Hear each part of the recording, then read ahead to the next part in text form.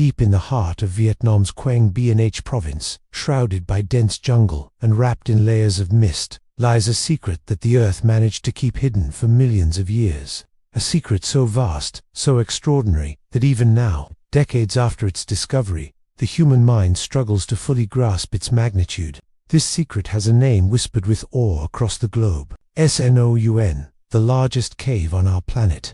Our journey begins not with the cave itself, but with the wilderness that guards it. Before one can stand at the threshold of Sơn, before the colossal walls of stone and shadow reveal themselves, an expedition must endure the primeval jungle that surrounds it. It is as if nature itself demanded a toll for entry. 9 grueling hours of trekking through humid forests, slippery slopes, and rivers that weave like veins through the emerald landscape. The forest canopy above blots out the sun in places, plunging explorers into a green twilight, where every sound, chirping cicadas, rustling leaves, the distant call of gibbons, feels amplified, as though the jungle itself is alive and watching. The trail is not kind. Lich-infested streams cling to ankles, mud threatens to swallow boots whole, and each step is a reminder that here, civilization has no dominion. Every breath draws in the heavy scent of wet earth and wild flora. And yet, amid the exhaustion, a sense of anticipation builds with every kilometer. The deeper we walk into this realm, the more we sense that something colossal, something otherworldly, is waiting beyond. The guides, men who have walked this path countless times, speak little. Their silence is not from fatigue, but reverence. For them, Sơn Đoòng is not merely a cave, it is a cathedral of stone, a living monument. Their measured steps, their quiet eyes, carry the weight of those who understand they are escorting strangers into sacred ground. By the time we reach the last rise of the jungle trail, our bodies ache, sweat pours down our backs, and our lungs burn with the effort. But ahead, through a gap in the trees, the mountain's flank opens in a dark wound. The cave's entrance, veiled by moss, vines, and the echo of rushing water. Standing there, it feels less like approaching a cave and more like nearing the edge of another dimension. The first sensation upon arrival is humility. The yawning mouth of the cave looms above, a gash in the earth large enough to swallow entire cathedrals. The air that flows out is cool, damp, and tinged with the scent of minerals and exhale from the planet's deep lungs. A faint mist drifts outward, curling in the daylight like ghostly fingers, beckoning us inside. It is difficult to put into words the gravity of this moment. Standing before Sön's threshold, time itself seems to bend. The jungle noise recedes into silence. Conversations hush. What lies beyond the dark curtain of stone is not simply a hollow void, but an entire world, untouched by man, carved over hundreds of millions of years. We pause, as all explorers do, not just to catch our breath, but to confront the realization that we are about to step into Earth's hidden heart.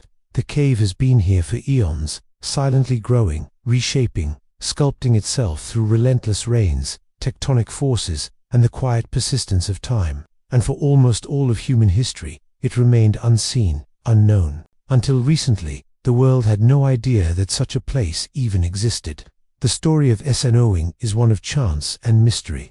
Though formed over 3 million years ago, it was only in 2009 that explorers fully mapped and revealed its immensity to the outside world. Discovered by a local man seeking shelter, and later studied by cavers who could scarcely believe their own measurements, Sơn Đoòng burst into human consciousness like a forgotten chapter of Earth's own creation story. Today, few are granted the privilege to enter. Access is heavily restricted, safeguarded not only for the fragile ecosystem within, but for the safety of those who dare to venture inside. But now, standing before this monumental gateway, our anticipation is unshakable. We are not here merely as tourists. We are witnesses to the sheer scale and power of natural history.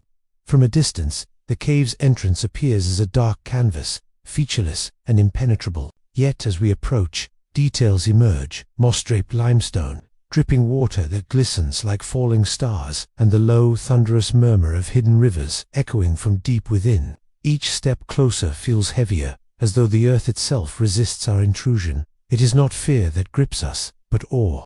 The human brain is not designed to comprehend structures of such scale. Cathedrals, skyscrapers, palaces, all of man's greatest architectural feats, feel minuscule in comparison. Here, in the shadow of Sơn Đoòng, humanity is reduced to the size of ants. And perhaps that is the cave's greatest gift. Perspective. To stand at its entrance is to understand, viscerally, that we are not masters of this planet but humble guests. As the guides secure ropes and prepare lanterns, the light begins to fade. The jungle sun cannot penetrate the maw of Sơn Đoòng inside. There is only darkness, darkness, ancient and absolute. We tighten our packs, adjust our headlamps, and take one last look at the green world behind us. For beyond this point, the world we know ceases to exist. The first step into the cave is like stepping into silence itself. The air grows colder, heavier, sounds dampen, replaced by the drip of unseen water and the flutter of bats overhead. Shadows stretch across the uneven walls, magnifying every jagged edge. It feels as if we are descending into the veins of the earth, leaving behind the surface world forever. There is no turning back now. Ahead lies a journey through time, through forests that never see the sun, rivers that run in darkness, clouds that form without a sky, and landscapes so alien they defy imagination. Sơn Đoòng is not simply a cave. It is an entire universe hidden beneath our feet. And with that first step into its depths, we have crossed the threshold. The door has closed behind us. The story has begun.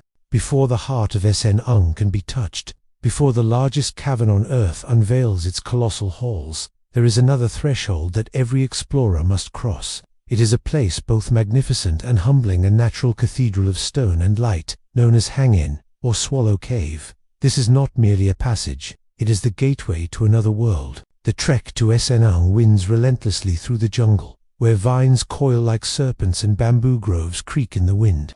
Then, almost without warning, the forest breaks apart, and the earth opens into a chasm of staggering scale. The entrance to Hang-In looms ahead, its yawning mouth stretching wider than imagination, as if the mountain itself has been torn in two. Standing at its threshold, one cannot help but feel like an intruder peering into the lungs of the earth. From the very first step inside, Hang-In imposes its grandeur. The ceiling soars overhead, a vaulted dome of stone that dwarfs even the tallest trees of the jungle outside. Sunlight pours through gaps in the limestone roof, scattering beams of gold that cut through the darkness like the shafts of a divine spotlight. These beams illuminate rivers winding across the cave floor, pools of turquoise water shimmering like liquid glass, and the delicate flutter of wings, the namesake of this cave. For here, swallows reign. Thousands upon thousands of these birds nest along the limestone ledges, their cries weaving a constant, echoing chorus that fills the cavern.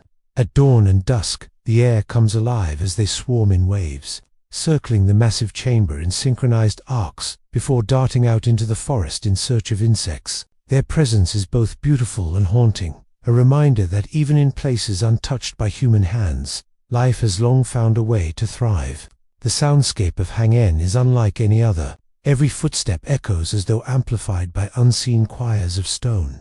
The river, swollen by rains, roars and murmurs in alternating tones, its current carving and reshaping the cave floor as it has for millions of years. The voices of explorers are swallowed whole, bouncing against walls until they fade into whispers. To speak here is to speak into infinity. The deeper we walk, the more Hang-In reveals its dual nature, both sanctuary and test. On one side lies beauty, beaches of soft sand lining the riverbanks, reflecting pools as still as mirrors, and stalactites glistening with minerals like chandeliers of crystal. On the other side lies danger. The river surges during the rainy season, its waters rising so high they leave marks on the cave walls meters above our heads. To camp within these walls is to live with the knowledge that nature's temperament rules everything. And yet, explorers do camp here. Hang-In, with its grand scale and relative shelter, often serves as a base for expeditions preparing to enter Sơn Đoòng. The sight of tents pitched on its sandy banks beneath ceilings taller than skyscrapers is surreal. Human beings reduced to tiny specks within an immeasurable chamber. At night, lanterns glow faintly like fireflies against the stone, and the cries of swallows are replaced by the screeches of bats that descend from the shadows above. The cave becomes both protector and predator, holding its guests in a silence that presses against the chest. The limestone formations of Hang-In tell stories written long before mankind learnt to speak. Each curve of the rock, each layer of mineral sediment, is a page in the Earth's geological diary. The walls bear scars of water erosion, of floods that surged through millennia ago, Columns rise from the ground like sentinels frozen mid-step. To trace their outlines with a hand is to touch the handwriting of time itself. Guides often remind us, Hang-En is not the destination, it is the threshold. Its purpose is both physical and spiritual. Physically, it shields and channels explorers toward the colossal Sơn beyond. Spiritually, it humbles. No one who walks beneath its towering ceiling emerges unchanged. The cave diminishes arrogance, replaces it with reverence, and prepares the mind for the even greater immensity to come. At dusk, when the last rays of sun filter through cracks in the roof, Hang-En transforms into a cathedral of shadows. The light dances upon the river's surface, turning ripples into streams of gold and bronze. The swallows quiet, replaced by the distant rush of water, echoing like an organ's hymn. It is here, in this twilight, that one begins to understand why nature built this place, not merely as stone, but as a prelude, an overture to the symphony that is Sơn. We spend the night within Hang-En, the cavern itself acting as both ceiling and sky. In the distance, one can hear the muted thunder of deeper caverns, whispers of the colossal chambers yet unseen. As the campfire flickers, casting faint shadows upon walls that have stood for ages, the mind drifts to thoughts of what lies beyond. If this, already the third largest cave in the world, feels so overwhelming, what then waits within Sơn? Sleep does not come icily here. The cave sings in its own language. The constant drip of water from stalactites, the restless flutter of wings, the unseen movements of nocturnal life that share this cathedral with us. And somewhere in the dark, the river continues its eternal carving, a patient sculptor shaping futures none of us will live to see. When dawn arrives, mist gathers at the cave's mouth, rolling in like low clouds. The light paints the limestone walls with hues of silver and jade. As we pack our gear and prepare to move deeper into the earth, Hang-En stands silently behind us, its mouth still yawning wide, as if watching us go. We step out from its shadow, but its presence lingers. Hang-En has prepared us not only by giving shelter and perspective, but by teaching humility. For if this was the gateway, then what lies beyond must surely be something unimaginable. Ahead, the path leads us into darker corridors, into deeper silence, into the very marrow of the earth. The threshold has been crossed. The true journey is about to begin. Beneath our boots lies a story so ancient, it stretches beyond the reach of human memory. To walk into Sơn is to step not only into darkness, but into a chronicle written long before our species ever existed. Every stone, every wall, every column of rock within this cave is part of a narrative that began 450 million years ago, when this land was not land at all, but a shallow tropical sea filled with strange marine creatures that have long since vanished from Earth. Imagine it, an ocean where corals branched like alien forests, where shellfish clung to reefs, and where countless tiny skeletons of plankton drifted downward upon death, piling into layers of sediment. Over millions of years, these shells and skeletons compressed into limestone, a dense, calcium-rich rock that would become the foundation of Sơn. What we touch now, what surrounds us, was once the floor of a primordial ocean older than dinosaurs, older even than trees themselves. Time, however, is never still. Over the eons, tectonic forces shifted and heaved, thrusting these seabeds upward into mountains. The limestone bent, cracked, and fractured, creating weaknesses that rainwater slightly acidic from the carbon dioxide in the air would slowly exploit. Drop by drop, year after year, rainwater seeped into the rock, dissolving calcium carbonate and carving out chambers. At first, these were no larger than narrow fissures, but as water continued its patient assault, the cracks widened, joining together, forming tunnels, galleries, and underground rivers. This process is almost impossible for the human mind to truly comprehend. 1 year of erosion may carve less than the width of a fingernail. Yet when multiplied by millions of years, it produces cathedrals of stone. It is in this way, through the unhurried patience of geology, that Sơn was born, not in fire and fury, but in persistence and time. As we press deeper into the cave, the evidence of this immense history surrounds us. Look at the walls, layer upon layer of limestone, each band a silent record of an ancient epoch. Some layers contain faint outlines of fossils, shells curled like spirals frozen in time, corals resembling the delicate latticework of forgotten gardens.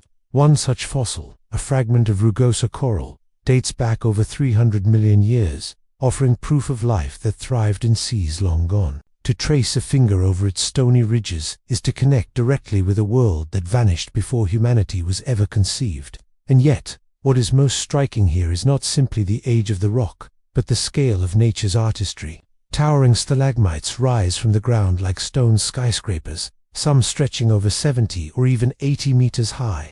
Each one began with a single droplet of water, rich with dissolved minerals. As the droplet fell and left behind its load of calcite, a tiny bump formed, then another, and another. Slowly, over hundreds of thousands of years, these small deposits grew into titans. To stand beside them is to feel as though one is walking among the ruins of an ancient city. Its towers lit not by torches but by the faint shimmer of minerals reflecting our headlamps.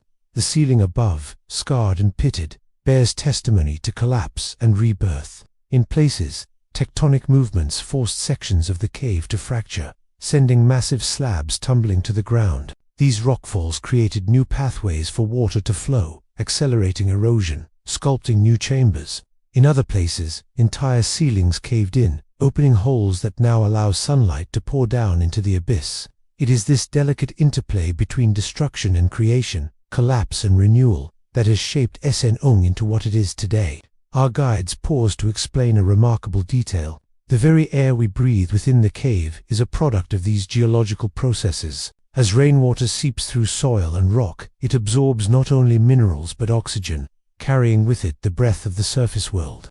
When it meets underground rivers and lakes, gases are released, feeding the fragile ecosystem that exists here.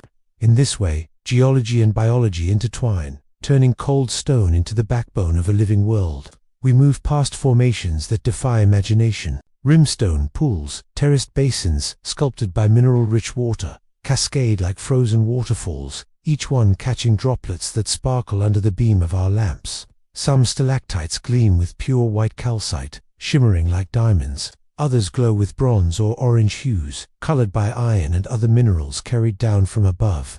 It is as though the cave itself were an artist, painting in stone with a palette drawn from the very bones of the earth. At one point, the guides point to a massive columnar place where stalactite and stalagmite have finally met, joining into a single stone pillar. This union, they explain, may have taken nearly 1,000,000 years to form. Standing beside it, we cannot help but reflect on the brevity of human lives. A century, even a millennium, is a blink compared to the lifetimes required to sculpt such wonders. Here, in Sơn, time is measured not in years, but in drips, layers, and collapses. As we continue, the ground beneath us changes. Centuries of bat guano have accumulated, forming thick layers of soil that crunch beneath our boots. This, too, is part of the geological story and organic contribution to the mineral tapestry. Over time, these deposits enrich the cave floor, allowing plants to take root when sunlight finds its way in. Thus, geology does not simply record the past, it nurtures the present, giving rise to jungles hidden deep beneath the surface. In silence, we press deeper into the chamber known as the Hope and Vision Passage. The air grows cooler, the darkness thicker, and the sense of history more overwhelming. Here stands the tallest stalagmite in the world, rising some 80 meters into the gloom. Its bulk is so massive that it resembles a skyscraper carved by patient hands of stone. The guides tell us it took nearly 800,000 years to reach its height, 800 millennia longer than Homo sapiens have walked the earth. To gaze upon it is to feel the weight of all our history condensed into one unyielding monument of stone. In this chamber, the realization becomes clear. Sơn is not simply a cave, it is a time machine, carrying us backward through epochs.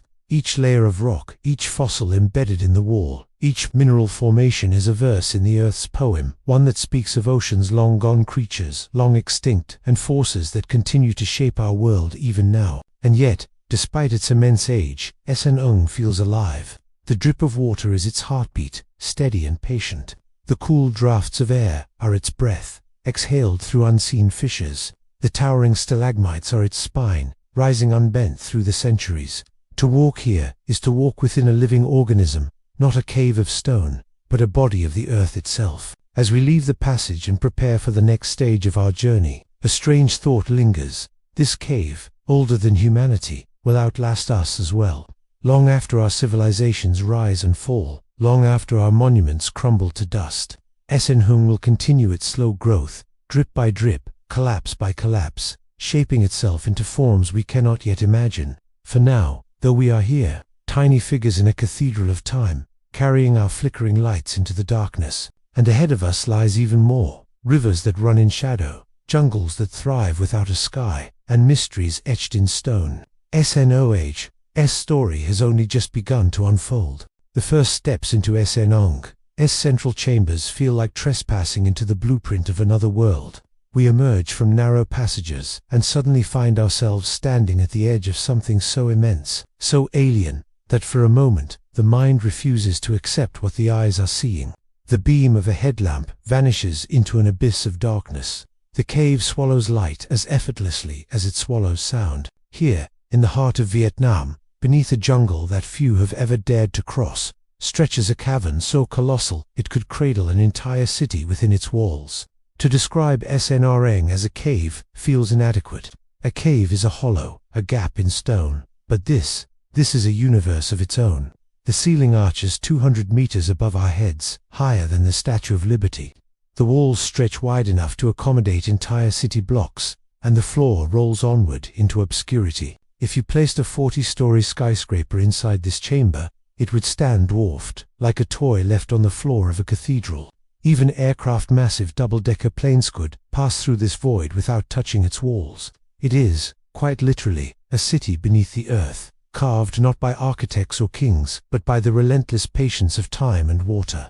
We switch off our lamps for a moment at the guide's suggestion. Instantly, darkness presses down upon us, absolute and unyielding. The air cools, and a deep silence hums in the bones. Then, slowly, our eyes adjust not to light, but to the faint outlines of immensity itself. Shapes loom where no shapes should exist, towers of stone rising like skyscrapers, stalagmites as wide as houses and taller than church spires. It is as though we stand in the ruins of a forgotten civilization, a metropolis built not by human hands but by dripping water and mineral deposits over the span of hundreds of thousands of years. The guides call this chamber the Hope and Vision Passage. It is aptly named. Standing here, one cannot help but imagine visions of otherworldly cities, or feel a flicker of hope that the earth still contains mysteries grand enough to humble us. We walk forward, our lamps cutting thin slices of light across the stone. Along the ground lie formations known as cave pearls. Most caves have them no larger than a marble. Here, they are the size of tennis balls. Each pearl has grown over centuries as mineral-rich water dripped onto a single grain of sand, building layer upon layer until they formed smooth, rounded jewels of stone. Scattered across the floor, they glisten faintly, as if we have stumbled upon the treasure hoard of some forgotten empire. Above, stalactites drip with water that falls in endless rhythm, sculpting the future even as we stand in the present. Some formations sparkle pure white, crystalline in their perfection, while others shimmer in shades of bronze and rust, streaked by traces of iron and magnesium. One stalactite, long and massive, resembles a frozen waterfall, liquid motion turned to stone. Another, fractured and fallen, lies broken on the ground, a reminder that even monuments born of patience can collapse in an instant. The cave is not still. It is alive, always in flux, always reshaping itself. The deeper we walk, the more overwhelming the scale becomes. Our footsteps echo like thunder in this hollow city. The beams of our lamps are swallowed whole, illuminating only fragments of a vastness too great to contain. Here and there, our lights catch the glint of mineral pools, their surfaces rippling with water dripping from unseen ceilings high above. Rimstone terraces cascade like staircases frozen mid-fall, forming miniature amphitheaters carved by nature's hand. We pause at the base of a stalagmite that dwarfs even imagination. 80 meters tall, the tallest ever recorded. It took approximately 800,000 years to form, each drip of mineral-rich water adding an imperceptible fraction to its bulk. To stand before it is to stand before a skyscraper built one drop at a time, a monument of patience that has endured longer than our species has walked the earth. It towers above us like a sentinel, a stone guardian presiding over this city of shadows. The guides remind us, this immensity is not merely the product of erosion, but of tectonic forces deep within the earth. Movements of the planet's crust fractured the limestone, creating vast avenues through which water could flow. Over millions of years, those cracks widened, deepened, and merged until they gave birth to this colossal cavern. Without those tectonic scars, Snoong would never exist. Thus, the city we stand in is not just water-carved, but earthquake-born, a collaboration between Earth's surface and its restless heart. It is easy to lose oneself here. Distances distort. Time feels strange. We walk for what seems like hours, yet the chamber still stretches on, endless and unyielding. The ground is uneven, covered in boulders and layers of guano left by centuries of bats roosting overhead. Their squeaks echo faintly, like whispers in the rafters of some abandoned cathedral. Occasionally, one swoops past, its wings brushing the air just inches from our faces. We flinch, not from fear, but from the raw reminder that we are intruders here, guests in a city not built for us. At one point, the guide shines his lamp upward. Hundreds of meters above, tiny droplets of water sparkle as they fall, taking nearly 20 seconds to reach the ground. In that pause between release and impact lies the scale of this cavern. 20 seconds of freefall, and still the droplet has not touched the earth. The mind reels, grasping for comparisons. This is not a cave. It is a canyon sealed inside stone. Yet amid the immensity, there is fragility. Delicate formations cling to walls, formations that could be shattered with a careless touch. Pools gleam with thin films of minerals, their surfaces broken by the faint ripple of a falling drop. These wonders took centuries to form, yet could vanish in a single careless moment. That is why Snoong remains fiercely protected. No individual can wander here unescorted. Only limited expeditions are permitted, ensuring that this underground city remains intact for generations yet to come. As we press forward, the air shifts. A cool draft brushes past our faces, carrying with it the scent of water and stone. Ahead, we hear the muffled roar of a river, a subterranean artery flowing through the city. We quicken our pace, eager to see it. But before we reach its banks, the chamber opens even wider, the darkness unfolding into a space so vast that our lamps cannot find its edges. And there, standing on the lip of a stone balcony, we pause. Below us stretches a sea of stalagmites, rising like a skyline of towers. Pools shimmer like lakes caught in moonlight. Shadows twist into avenues and plazas. In that moment, it is impossible not to see Snoong for what it truly is, an underground city, a metropolis built not by architects, but by time, water, and stone. We stand in silence, each of us grappling with the same realization. Our cities, with their glass towers and steel bridges, are young, fragile, temporary. This city, hidden in the earth, is eternal. It does not care for us, yet it will outlast us. Long after our skylines crumble, Snoong will remain, its towers of stone still rising in the dark. And so, with awe heavy in our hearts, we shoulder our packs and descend further. For if this is only one chamber, what wonders might still lie ahead? Snoong is not finished with us. The underground city has only just revealed its first streets. Beyond, rivers roar in the dark, clouds form without sky, and even forests take root beneath stone ceilings. The city of shadows has welcomed us. The journey into its heart continues. The underground city of Snoong is not built of stone alone. Beneath its colossal towers and vaulted ceilings, a river runs, carving and shaping the darkness as it has for millions of years. To stand at its edge is to encounter both beauty and danger in their rawest forms. This is not a gentle stream whispering through stone. This is a torrent, relentless, powerful, alive. The explorers call it the Endless River, for its course winds deep through the cavern's heart, vanishing into blackness where no light can follow. We hear it long before we see it.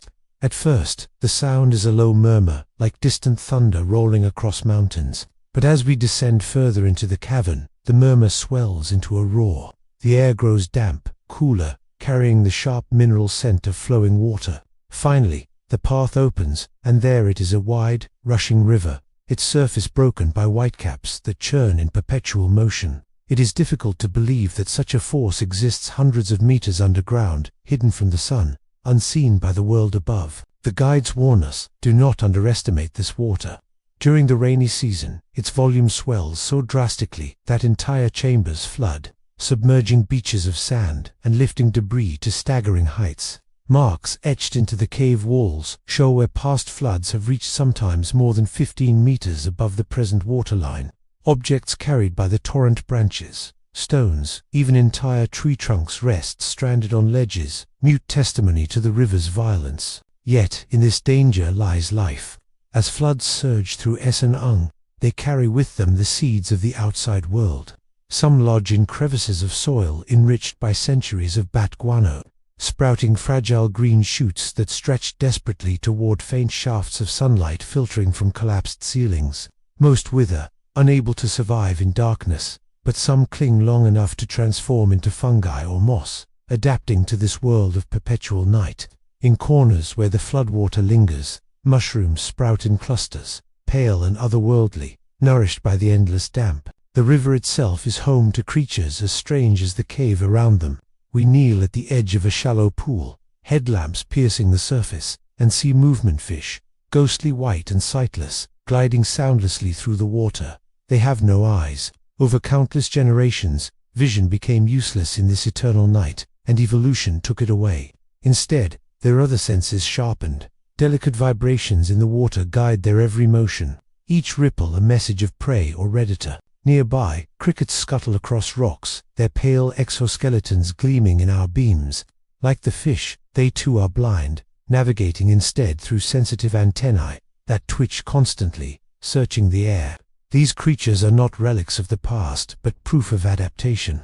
Evidence that even in places where light does not exist, life finds a way to endure. We follow the river deeper into the cavern. The path narrows, forcing us to clamber over jagged limestone, our packs scraping against walls, slick with condensation.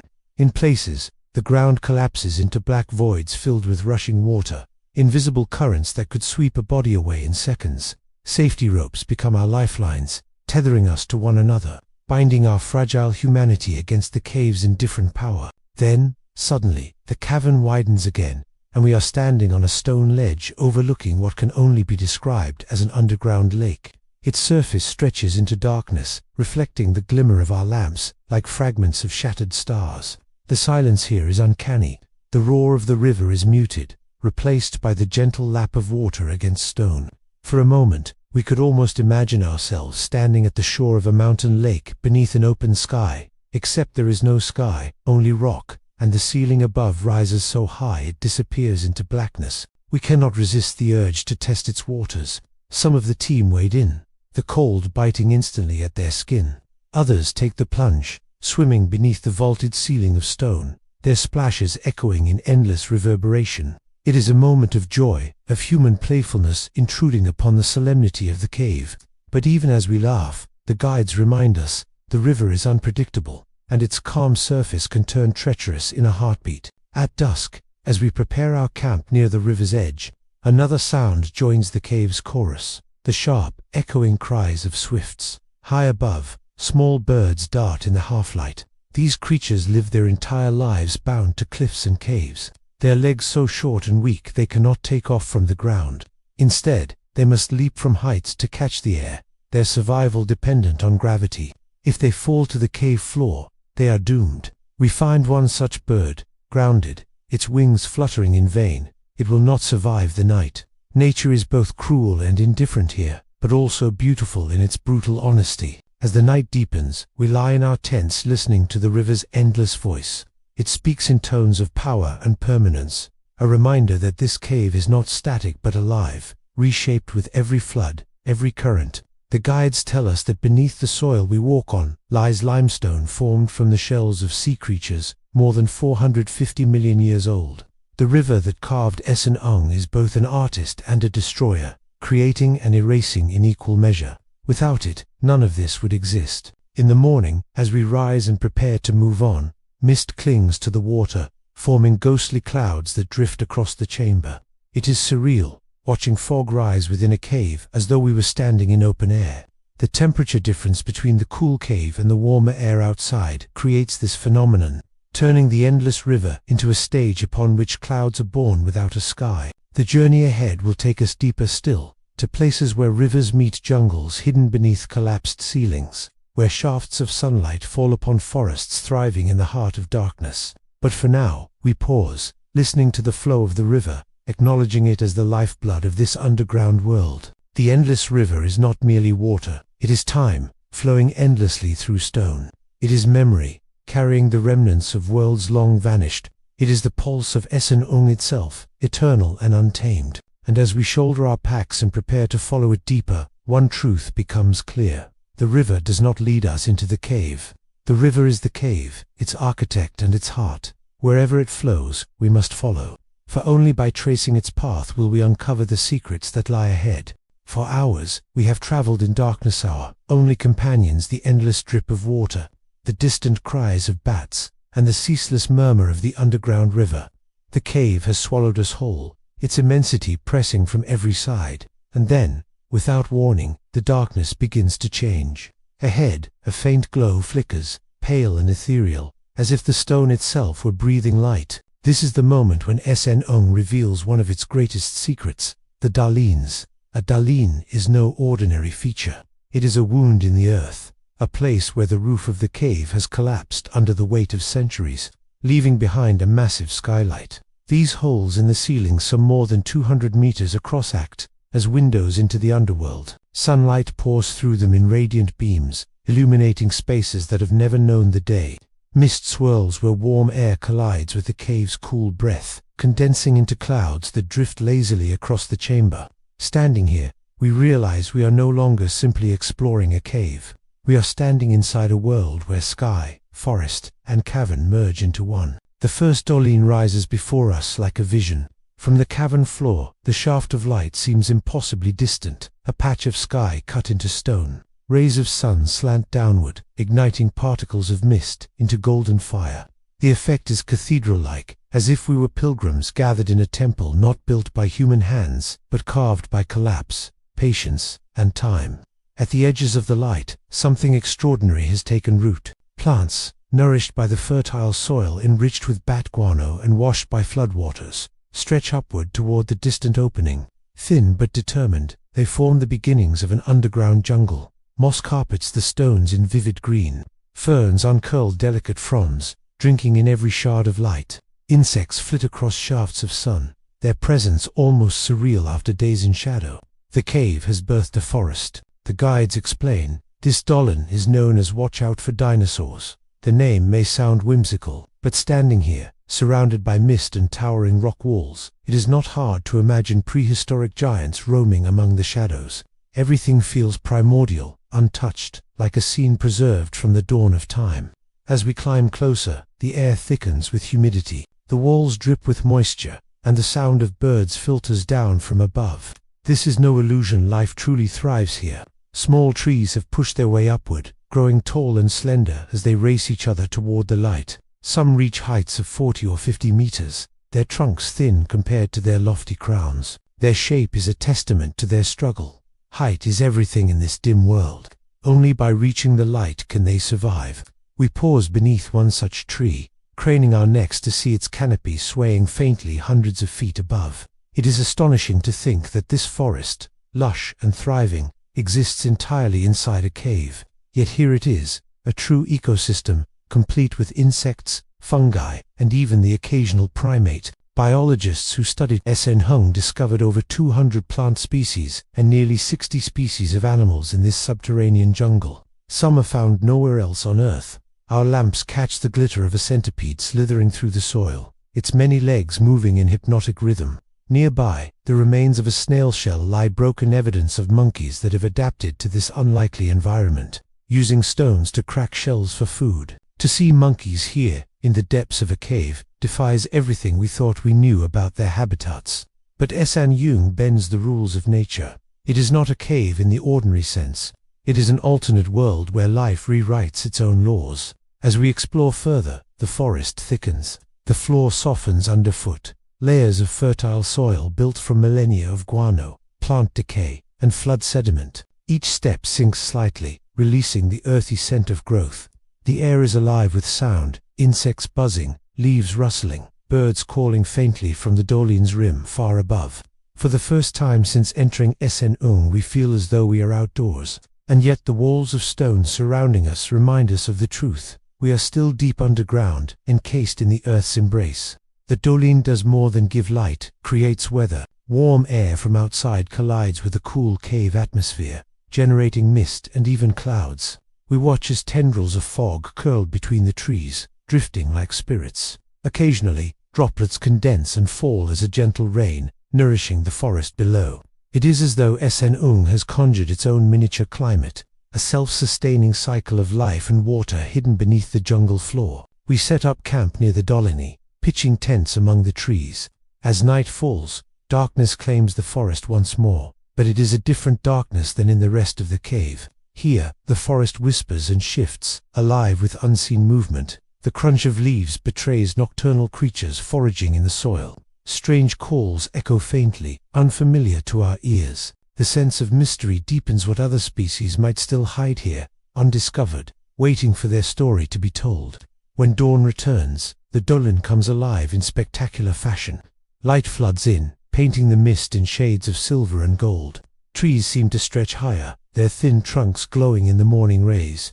Butterflies, carried by chance winds, flutter through the beams of light, their wings catching fire with color. The sight is almost impossible to reconcile. Butterflies dancing in sunlight, hundreds of meters below the surface of the earth. And yet, even here, fragility reigns.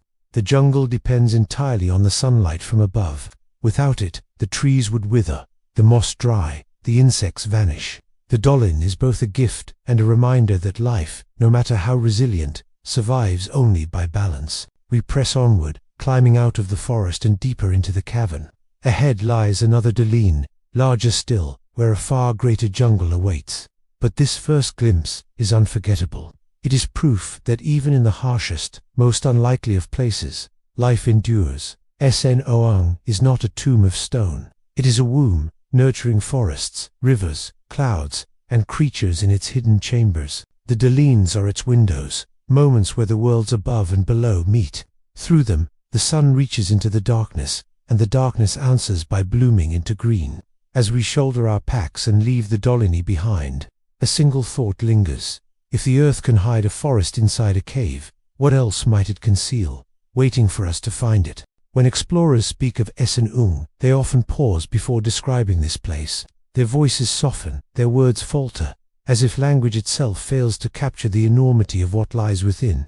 For beyond the Dolins, beyond the shafts of sunlight pouring through collapsed ceilings, Sơn Đoòng reveals a vision that seems impossible, a forest thriving inside a cave. At first, the signs are subtle. The moss thickens, spreading in luminous green carpets across stone. Ferns unfurl in delicate spirals, reaching toward beams of sun that filter through the gaping hole above.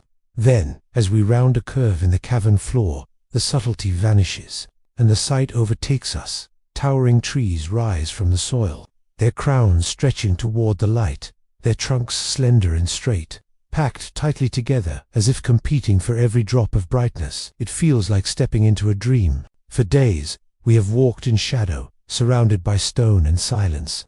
Now, all at once, we are standing in a living jungle. The air is thick with the scent of damp earth and leaf litter. Insects buzz past our ears. Leaves whisper in the breeze drifting down from the Dolin above. The illusion is so complete that for a moment we forget where we aren't till we glance upward and see not sky, but the fractured rim of limestone walls, soaring 200 meters overhead. The trees here are unlike those of the world above. Their trunks are narrow, elongated, stretching desperately toward the distant light. Many are spindly, their roots spreading across the guano-rich soil in delicate webs. This shape is no accident. It is adaptation. In this world where light is scarce, height is everything. Only those that can grow tall and fast survive. Some reach 40 or 50 meters, their crowns merging in a canopy that sways gently, catching the golden shafts of sun. We wander deeper, our boots sinking into soft soil enriched over millennia by bats. The ground is riddled with tiny hole straps built by insects lying in wait. Each hole hides a predator, its body concealed beneath the earth, its jaws poised for whatever creature dares to stray too close. Even here, beneath stone ceilings, the laws of predator and prey remain.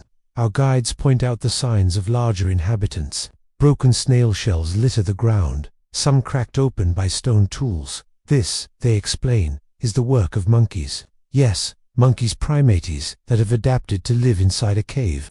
They climb the thin trunks with ease, their nimble hands reaching for fruits, leaves, and the snails they crack open against rocks. To witness monkeys in this environment is disorienting, as though the cave has decided to rewrite the rules of evolution itself. We wait in silence, and soon enough, movement stirs above. A flash of fur, the swaying of branches, the chatter of voices that echoes strangely in the cavern's acoustics. A small troop appears, leaping from tree to tree, their bodies silhouetted against shafts of sunlight. They are cautious, but not terrified.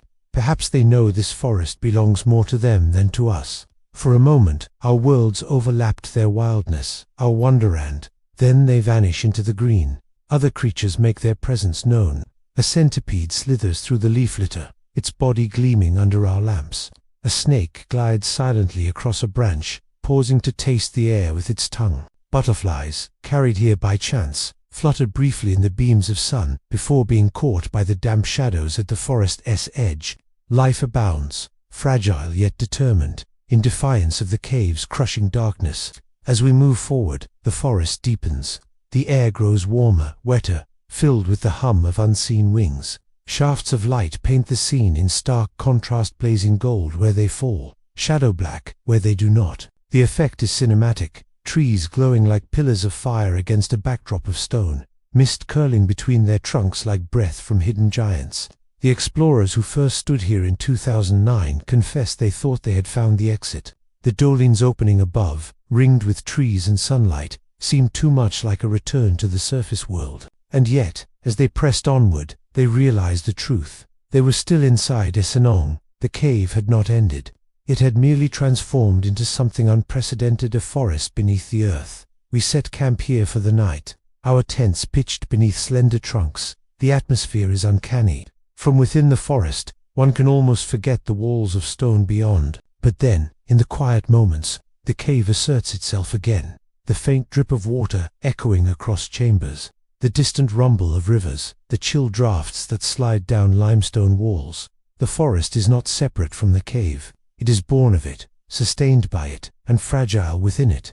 Lying in my tent, I listen to the forest's nocturnal symphony. Crickets sing, leaves rustle under unseen feet. Somewhere, a monkey calls out before settling into silence. Above all of this, bats wheel and shriek from the dolline's rim, their shadows flickering against the faint glow of moonlight, spilling through the gap. It is a chorus unlike any I have ever known, part jungle, part cave, part dream. At dawn, the transformation is even more surreal. Sunlight pierces through the doline, scattering mist into radiant beams. The trunks glow gold, the canopy shimmers green. Dewdrops hang from leaves, catching the light and turning into diamonds. Butterflies emerge again, their wings catching fire as they rise through the sunlit shafts. We stand in silence, humbled. This is not simply a forest. It is a miracle, one of Earth's rarest, strangest wonders. But beauty here is balanced by fragility. Without the dolines, without those windows of light, the forest could not exist. It is entirely dependent on the collapse of stone ceilings, on the narrow shafts of sun that manage to reach down into the abyss. This jungle is both ancient and precarious, thriving only because the cave allows it. A reminder that even the greatest wonders are vulnerable, subject to forces far beyond their control. As we prepare to leave, I glance back at the towering trunks swaying beneath stone ceilings. I think of the monkeys, the insects, the fragile butterflies. I think of the scientists who catalogued over 200 plant species and nearly 60 animal species in this improbable place. And I realize this is not merely a forest inside a cave. It is a living monument, proof of nature's power to create life in the most unlikely corners of the earth. With heavy steps, we shoulder our packs and turn once more toward the darkness. Ahead lies more wonder clouds forming inside chambers, rivers surging through stone, and a final wall so high it has been named the Great Wall of Vietnam. But this place will linger in us forever, for we have walked in a forest without a sky. We have seen trees grow in darkness, monkeys thrive in shadows, and life defy extinction. We have witnessed a miracle hidden in the heart of the earth, and it will never let us go. There are places within Sơn Đoòng where light dares not follow. The dolines may offer windows of brilliance, and the underground forest may glow with the touch of sun. But beyond these blessed fractures lies a world of absolute blackness, a realm that has never known dawn or dusk. To step into this domain is to abandon the familiar, to surrender to the secrets of the eternal night. The transition is gradual. Leaving the Dolini behind, the shafts of light fade, swallowed by distance and shadow. The air grows colder, denser, carrying with it a stillness so profound that even the sound of our footsteps feels intrusive. Our headlamps pierce the dark, but their beams are thin and fragile, swallowed at the edges by the cavern's abyss. Here, darkness is not the absence of light. It is a presence, a substance that presses against the skin and hums in the bones. It is within this darkness that some of Esenong's strangest inhabitants dwell, creatures that have forsaken sight, that thrive in silence, that have turned adaptation into mastery. Our first encounter is with the blind crickets, pale, almost translucent, their bodies fragile as porcelain. They scuttle across the limestone floor, antennae twitching like divining rods. Deprived of eyes, they navigate by touch and vibration, sensing every ripple in the air, every tremor in the stone. One leaps suddenly, startled by our presence, vanishing into the gloom with uncanny speed. Then there are the fish, ghostly white as well, drifting silently through pools of black water. They move without hesitation, guided by senses invisible to us, each flick of their fins a dialogue with the unseen currents. They do not flinch as our shadows pass over them. They do not see us, but they know we are there. Watching them, it becomes clear, blindness here is not a weakness. It is freedom from a sense no longer needed. In their silence, in their stillness, they are perfect inhabitants of the eternal night. But perhaps the most extraordinary creatures are those that make their own light. At first, we notice thin threads dangling from the ceiling of a narrow passage, glistening faintly under our lamps. Then the lamps are switched off, and a gasp runs through the group. For in the darkness, the threads begin to glow a delicate blue-green, like strands of starlight suspended in the air. These are the traps of cave worms, their silk threads coated in sticky beads of moisture that glimmer with bioluminescence. The light is a lure, an illusion meant to mimic the faint shimmer of moonlight, drawing unsuspecting insects into fatal embrace. We watch in silence as a moth, carried here by accident, drifts toward the glow. It brushes against one of the threads, struggles briefly, then stills. In an instant, the larva emerges from its hiding place, climbing the thread to feast upon its prey. The entire act, brutal and efficient, is illuminated by the worm's ghostly glow. It is beautiful and terrible all at once, a reminder that even in the darkest corners of the world, life is both fragile and relentless. The cave walls themselves seem alive in this realm. Phytokarst formations, strange hybrid creations of biology and geology, stretch outward like grasping hands, composed of mosses, algae, and calcium carbonate. They grow slowly toward the faintest trickles of light, half living, half stone. Under our lamps, they glisten with moisture, their twisted forms resembling something caught between plant and mineral, as though the cave itself were reaching toward the sun it cannot have. The further we go, the more oppressive the darkness becomes. Our lights catch glimpses of bizarre-shaped stalactites, twisted like tusks, stalagmites resembling frozen creatures rising from the floor. Shadows distort into monstrous silhouettes, and for a moment, the imagination takes over. It is easy to understand why early explorers named this zone with phrases like "watch out for dinosaurs." Here, reality blurs with myth, and every echo feels like the footstep of something vast, lurking just beyond sight. The air is thick with moisture, droplets condensing on our helmets and dripping down our necks. The floor crunches under foot layers of guano accumulated over centuries, rich soil that sustains fungi sprouting pale and delicate in the dark. Strange mushrooms grow in clusters along the walls, their caps faintly phosphorescent, glowing like ghostly lanterns. They are not bright, not enough to guide, but enough to unsettle, as though the cave itself were alive and watching. Our guide halts suddenly and raises a hand. Ahead, in the beam of his lamp, a spider's web stretches across the ground, not the delicate lace of garden spiders, but thick funnel-shaped tunnels leading into the earth. We crouch low, and within the funnels, shadows stir. The spiders here do not wait in the open. They hide, patient hunters, their bodies adapted to strike in the instant vibrations touch their silk. One of our team tosses a pebble onto the web. Immediately, the spider leaps, fangs flashing, before retreating to its lair. Efficiency honed by millennia, life stripped to its essentials. Hunt, eat, survive. It is impossible not to feel small here, not merely in body but in spirit. We are intruders in a kingdom where the rules are ancient and unforgiving.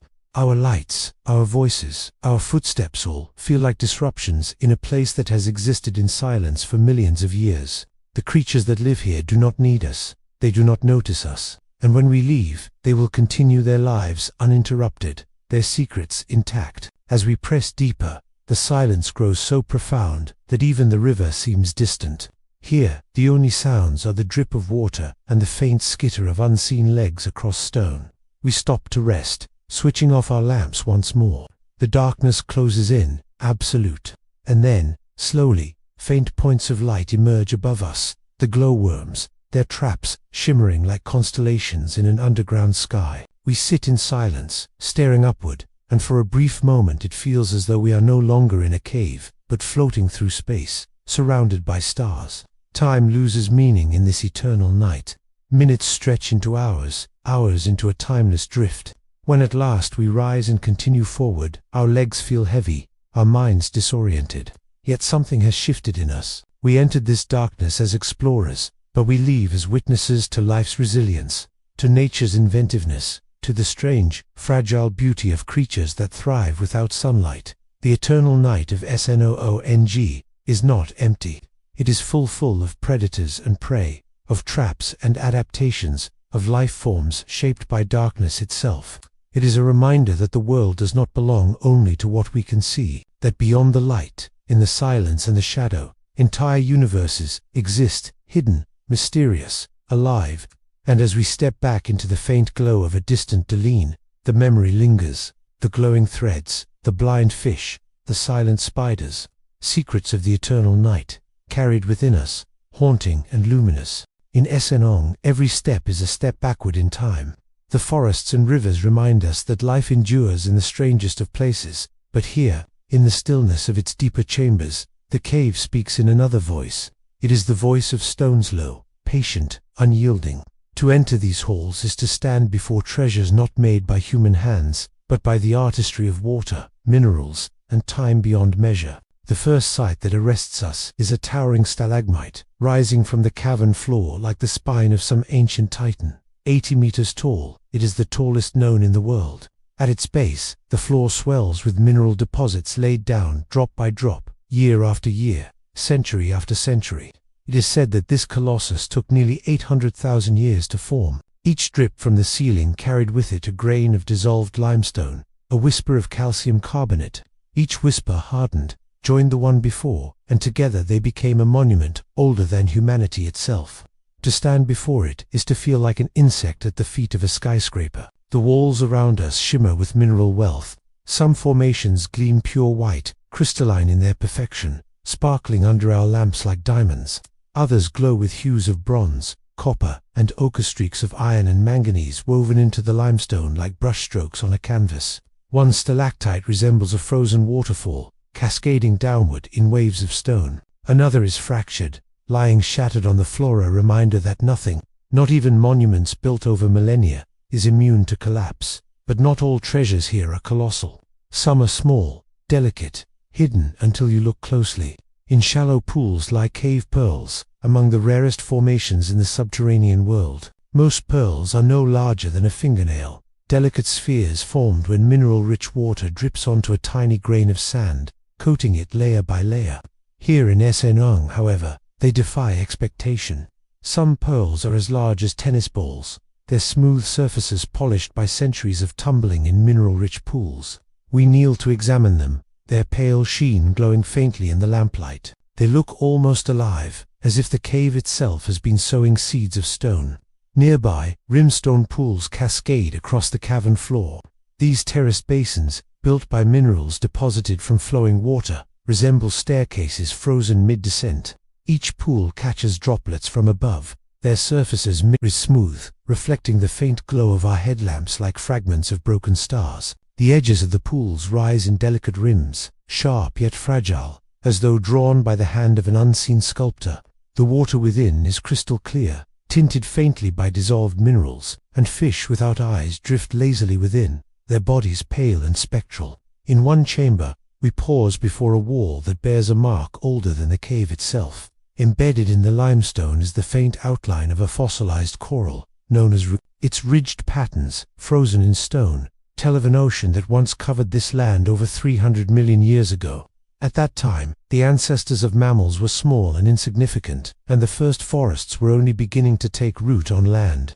The coral lived, died, and settled into the seabed. Over eons, it mineralized, becoming part of the limestone that now forms Sơn Đoong's walls. To touch it is to place a hand on the memory of an ancient sea. Our guide explains that 2 such corals have been identified here, different species, both extinct for hundreds of millions of years.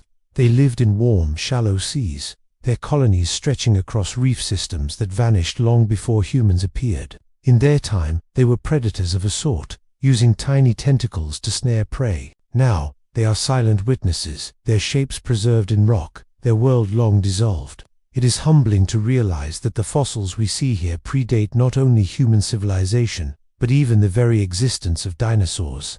The cave itself seems to conspire to display its treasures in the most dramatic ways. In one chamber, our lamps reveal formations that sparkle as if dusted with jewels. The crystals catch light, scattering it into tiny rainbows. In another, stalagmites rise in clusters, their shapes eerily resembling a ruined city, towers crumbling and leaning against one another. The resemblance is uncanny, as if some forgotten civilization had built a metropolis here, only for time to petrify it. Not all the wonders are silent, though. Water continues to drip, to flow, to carve. We pass by travertine terraces, their edges slick with flowing mineral-rich water. Each ripple builds new stone, forming delicate lips that extend outward, forever growing, forever reshaping. In one corner, a small stream trickles down the wall, leaving streaks of orange iron oxide in its wake. It is like watching time in motion, the slow but ceaseless hand of geology at work. Standing amid these treasures, a thought becomes impossible to ignore. Our species measures greatness in lifetimes, in empires, in monuments that stand for a few thousand years at most. But here, in Sơn age, the monuments are geological, and their lifespans are measured not in centuries but in millions of years. They are not built with tools, nor designed with intention. They are the product of patience, rain, mineral, gravity, and time. They are monuments not to human achievement, but to Earth's persistence. We camped that night near one of the great rimstone pools. The air is damp and cool, filled with the gentle sound of dripping water. Our lamps dim, and in the half-dark, the formations around us glow faintly, catching what little light remains. They look like statues, guardians of the cave, watching silently as we sleep. In the stillness, I think of the coral fossil, of the cave pearls, of the great stalagmite that has outlived entire species. These treasures are not ours. They belong to the earth.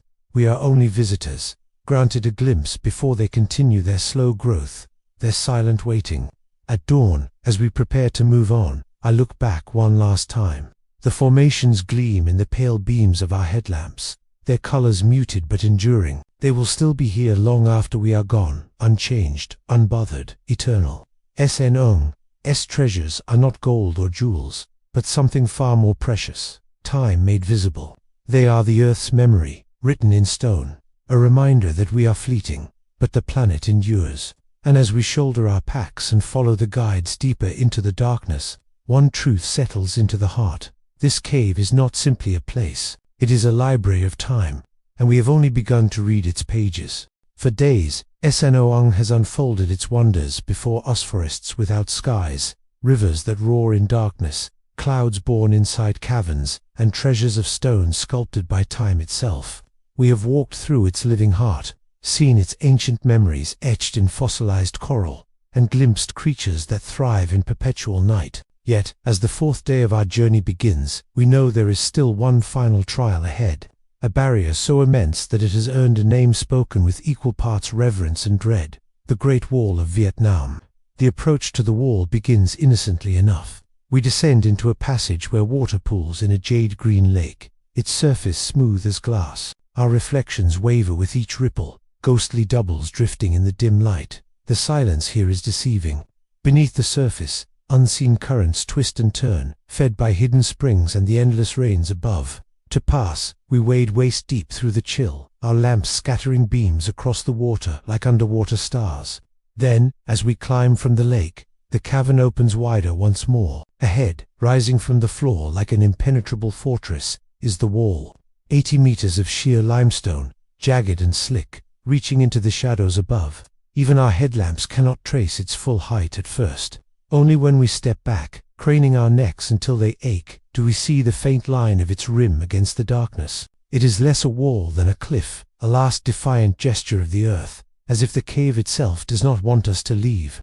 The guides speak softly, their voices carrying the weight of experience. This is the hardest part, they tell us. No trail winds upward, no gentle slope offers escape. The only way forward is to climb. Ropes are secured, harnesses tightened, hands chalked with powder. The air is damp, and droplets fall constantly from the ceiling, slicking the stone with treacherous sheen. Our hearts hammer not from the physical strain to come, but from the scale of the challenge. The ascent begins slowly, each step deliberate, each grip tested. The limestone bites into our fingers, sharp and cold. Muscles burn as we haul ourselves upward, our bodies dwarfed against the immensity of the wall. Below, the cave recedes into a sea of shadow, the pools and stalagmites shrinking until they seem no more than fragments of a forgotten dream. Above, the rim beckons, faintly glowing with the promise of light. It is here, halfway up, that exhaustion begins to whisper its dangerous lullaby. Arms tremble, legs shake, breaths come in ragged gasps. Yet in this struggle lies revelation. The cave has tested us with beauty, but now it tests us with endurance. To stand in awe is easy. To climb, to fight, to persist, this is what it demands of those who would see its end. The guides encourage us, their voices steady, pulling us upward as surely as the ropes. One by one, we rise, hand over hand, foot by foot, until at last fingers grasp the rim. With a final surge, we heave ourselves over the edge. And then, suddenly, it is there, light. For the first time in days, sunlight washes over us in full brilliance. It is blinding, overwhelming, a flood of gold that burns after so long in darkness. We shield our eyes, laughing, gasping, some of us even crying. Before us stretches the jungle once more, alive with the sounds of cicadas, the cries of distant birds, the rustle of wind in the trees. The world we left behind days ago greets us like an old friend. We stand at the threshold, turning back for one last look. From the rim of the Great Wall, Esenhung lies beneath us, its immensity hidden now beneath layers of stone and soil. The forests, the rivers, the treasures it is all still there, breathing in silence, waiting in darkness. And though we leave it behind, it does not leave us. It lingers in the heart, vast and eternal, a memory that will never fade. As we begin our trek back through the jungle, a strange mix of emotions settles upon us. Relief, certainly relief at having faced the cave's trials and emerged whole, but also sorrow, for to leave Esenhung is to leave behind something greater than ourselves, a world that feels less like a place and more like a living being. We are humbled, reminded that Earth still holds secrets far beyond our reach. The Great Wall of Vietnam is more than a final obstacle. It is a symbol. It stands for the boundary between two worlds, the world of darkness and stone, and the world of light and sky. To climb it is to be reborn, pulled from the womb of the cave into the embrace of the sun. And as we walk onward, the truth crystallizes. Esenhung is not simply a cave. It is a story written in limestone, water, and time. A story older than humanity, and one that will continue long after we are gone. We came seeking adventure. We found a universe.